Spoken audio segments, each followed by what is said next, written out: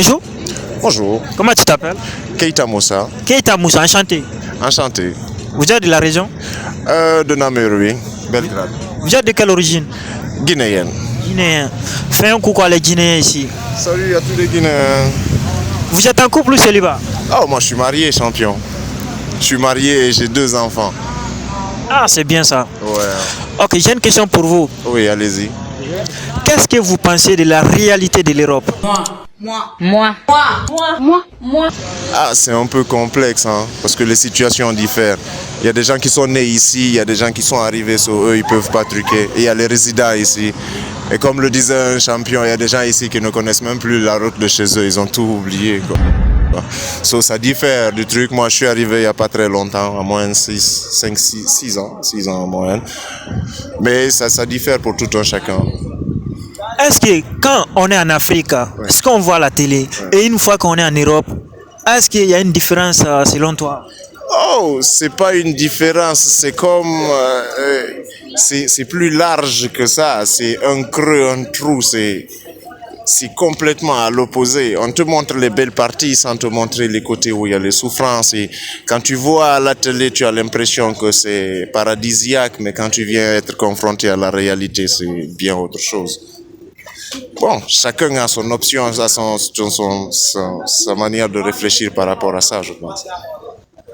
Est-ce que la souffrance que les gens ont vécue ici en Europe, parce qu'il y a les gens, ils sont quittés chez eux et venus en Europe, maintenant ils dorment dehors, ils n'ont pas de maison, ils ne savent même pas où aller dormir. Est-ce que vous avez vécu ce genre de situation ici en Europe?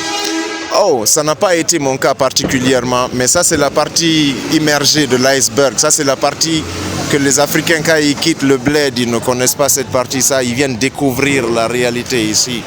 Et malheureusement, ils ne savent pas beaucoup de choses sur la réalité ici. Ils ne cherchent pas à savoir aussi et ils viennent être confrontés à des situations qui sont parfois catastrophiques et déplorables. Arrêtez vos histoires là. D'autres cas, ils viennent et que leur demande d'asile ou bien que la raison pour laquelle ils viennent ici, d'autres peuvent venir en tant qu'étudiants, d'autres peuvent venir en tant que touristes, d'autres peuvent venir en tant qu'immigrés demander l'asile. Il y a beaucoup de personnes qui viennent de différentes manières, donc les situations sont forcément différentes pour tout un chacun. Mais les réalités, comme on disait tout à l'heure, là, sont toujours différentes du terrain. Mais les gens, ils arrivent sans savoir des trucs au préalable et ça devient un peu complexe. Ok, M. Keita, quel conseil vous m'aurez donné à les personnes qui sont actuellement au bled et ils ont toujours envie de venir en Europe? Oh, là-bas aussi c'est complexe. Aux diplômés, je leur dirais de continuer des études. Parce que quand tu étudies jusqu'à arriver à un certain moment, tu as ton bagage intellectuel et c'est forcément rentable. Que ce soit dans la mécanique, dans la menuiserie, dans la maçonnerie, que tu sois comptable, que tu sois financier, journaliste ou professeur, en fonction de ce que tu choisis, il faut faire avec passion. Parce que sans la passion, tu ne vas jamais aboutir. Il faut de la motivation et de la persévérance dans chacune des choses. Aux chômeurs ou bien qui veulent apprendre des trucs, ils peuvent apprendre des métiers. C'est pas seulement à l'école qu'on devient premier à l'école, n'est pas premier dans la vie.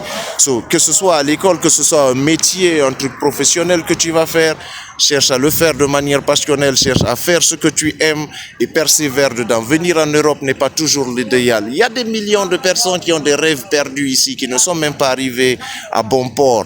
Si tu as un idéal et que tu veux faire quelque chose, accroche-toi à cet idéal. Peu importe ce que tu vas faire, je crois que ça va porter ses fruits. Ah, vraiment, M. Keita, merci beaucoup. De rien, c'est un plaisir, tout était pour moi. La famille, nous sommes à la fin de cette vidéo. Vous avez compris, ceux qui sont au bled, c'est mieux de rester là-bas.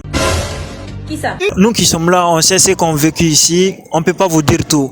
Mais n'oublie pas encore de me laisser un pouce bleu. Ça sera super gentil de ta part. Merci à toi qui viens de le faire. On se dit à la prochaine.